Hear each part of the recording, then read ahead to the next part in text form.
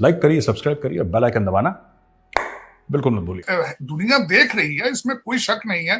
Food is the future issue, water is the future issue, इसमें कोई शक नहीं है और इस पे काम भी हो रहा है। लेकिन अनफॉर्चुनेट मैं जिस तरह कहूंगा कि पाकिस्तान में इस वक्त लाहौर के अंदर जो है, तख्त लाहौर जिसको कहा जाता है, 188 कमरे 5 स्टार होटलों के बुक हैं और कुछ लोगों को पैसा देकर टर्की भेज दिया गया है। आज सुबह एक मेरा बड़ा अच्छा जर्नलिस्ट दोस्त है, उसने कहा है कि पाकिस्तान में डॉक्टर इंजीनियर बनना बिल्कुल फजूल है, मैट्रिक हाई स्कूल करके सियासत में आओ और 50 करोड़ लेके तो टर्की शिफ्ट हो जाओ। तो मेरे ख्याल में ये हमारे पाकिस्तान तो अभी उसी चीजों से ग्रो नहीं कर रहा, अनफॉर्चुनेट। लेकिन इसका मैंने आपको बताया ही है कि पाकिस्तान में पूरे का पूरा पाकिस्तान जो है वो एक मलक रियाज साहब के हाथ में है, बैरियर टाउन के हाथ में है। जिस तरीके से हर रिटायर होने वाला अफसर जो है वो विश करता है कि मलक रियाज साहब उनको जॉब दे दें, लेकिन कोई कानून नहीं है, कोई सोच नहीं है। सबसे बड़ी बात है विजन। मेजर साहब से मैं कहूंगा, जो बात कर रहा था मैं, कि इस सारी चीजें करने के लिए नेशनलिज्म चाहिए होता है। जब तक आप मैं भारत गया, बहुत दफा गया हूं और मैंने वहां पे देखा है कि लोगों के अंदर नेशनलिज्म। अब आप ये देखें कि यहां से अमेरिका से लोग पढ़ के वापस जा रहे हैं भारत में। भारत के इंस्टीट्यूशन जो है वो इतने इस लेवल पर पहुंच चुके हैं कि वहां से लोग पढ़ के आके यहाँ पे माइक्रोसॉफ्ट चला रहे हैं, यहाँ पे लोग आके गूगल चला रहे हैं। लेकिन अनफॉर्चुनेट ये है कि पाकिस्तान के अंदर ना कभी किसी ने ब्रेन ड्रेन पे तवज्जो दी है, ना किसी ने वहां से पैसे की ड्रेन पे तवज्जो दी है, और ना देने का कोई इस वक्त लग भी नहीं रहा। क्योंकि मैं खुद पिछले 74 साल से भी मैं देख रहा हूं जो कोई हो रहा है पाकिस्तान में, और आने कहते no side, no relief inside. Unfortunate ये हमारी एज ए पाकिस्तानी मैं एडमिट करूंगा, ये बदकिस्मती है और शर्मिंदगी। एक चीज और मुझे, इससे पहले मैं मेजर साहब की तरफ चलूं, एक चीज और मुझे बताइएगा तार साहब के, कल मैं अपने कुछ दोस्तों से मिली थी जो इंडियन है और वो अभी नए नए आए हैं पाकिस्तान, और वो ये कह रहे थे कि आपके जो मिनिस्टर हैं वो पूरा दिन टीवी पे बैठे रहते हैं, कह रहे हैं इतनी लंबी लंबी प्रेस कॉन्फ्रेंसेस करते हैं, बोलते ही जाते हैं, कहते हैं हमारे मिनिस्टर तो नजर ही नहीं आते। और क्यों नजर नहीं आते वो मेजर साहब बताएंगे, लेकिन ये नजर क्यों आते हैं पूरा दिन आपके ख्याल से? देखिए, आज तक आपने कभी सुना है किसी दुनिया के किसी ऐसे मुल्क में वजीर बे महकमा, कि वजीर है लेकिन पोर्टफोलियो कोई नहीं, तो वो बेचारा क्या करेगा? 4 सूबे हैं छोटे छोटे और 100 बंदे की कैबिनेट होती, तो फिर वो क्या करें? वो उन्होंने कुछ ना टाइम तो गुजारना होता है।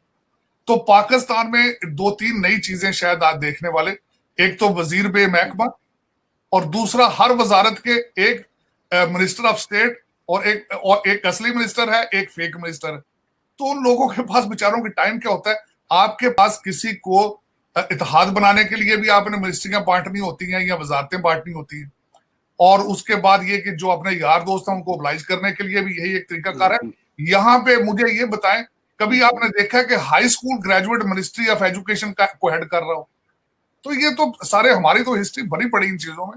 हमारा अफसोस, मैं कई दफा कहता हूं कि पॉलिटिकल सिस्टम चलता रहता, लोग तजर्बात करते, इसी तरीके से रिफाइन होकर लोग आगे आते हैं।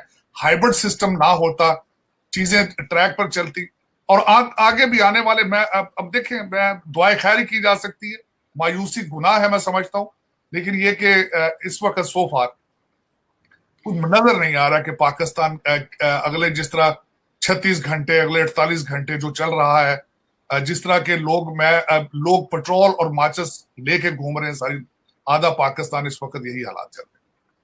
मैं मेजर साहब आपसे भी ये पूछना चाहूंगी कि आपके मिनिस्टर्स जो हैं वो टीवी पे नजर नहीं आते, जबकि हमारे मिनिस्टर्स तो हर वक्त टीवी पे ही रहते हैं, तो आपके मिनिस्टर्स टीवी पे क्यों नहीं आते? किसी डिबेट में हमने नहीं देखा, किसी उसमें जैसे टॉक शोज में नहीं होते। और साथ साथ ये भी कहा जाता है कि जो भारत में अपोजिशन है वो बड़ी कमजोर है और उसकी वजह से डेमोक्रेसी जो है बड़े खतरे में है। तो मोदी जी ने ऐसा क्या कर दिया है कि अपोजिशन इतनी कमजोर हो गई है?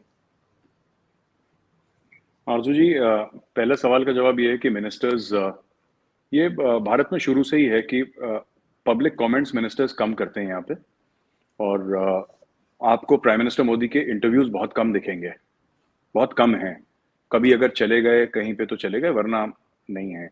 तो मैं बड़ा सरप्राइज था जब देखता था कि रोज इमरान खान साहब as a prime minister, sitting prime minister, क्योंकि प्राइम मिनिस्टर का टाइम तो बिल्कुल कहते हैं कि हीरे जवाहरात की तरह होता है, सोने चांदी की तरह, इट्स वेरी मतलब एक प्राइम मिनिस्टर का टाइम कितना वैल्यूबल होगा एक मुल्क का, 22-25 करोड़ का मुल्क है, मतलब it has to be very valuable, right?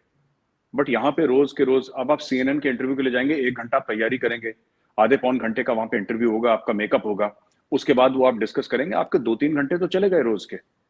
तो मतलब अगर आप एक इंटरव्यू 45 मिनट का भी करते हैं तो तो थोड़ा सा अब पता नहीं ऐसा क्यों है वहां पे, लेकिन यहाँ पे ऐसा बिल्कुल नहीं है। आपको बड़े बड़े मिनिस्टर्स का कोई रेलेवेंट चीज है तब वो जाएंगे, पर मैंने तो नहीं देखा कभी किसी को टॉक शो में जाते हुए ऐसे मीडिया को एड्रेस करते हुए।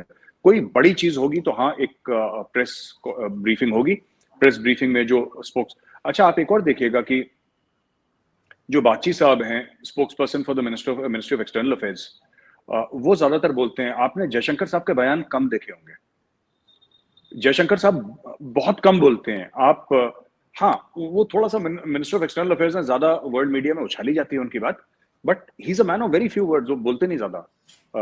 बस उनका ये है कि वो फ्लाइट में सोते हैं, अपना प्लेन पकड़ा, फ्लाइट में सोए, वहां पे टाई शाई पहनी, अपना काम वाम करा, वापस ये वो 24 घंटे, ना कोई सैटरडे ना कोई संडे, इनका तो यही हाल है पूरे सबका, और ये नहीं करते। और दूसरा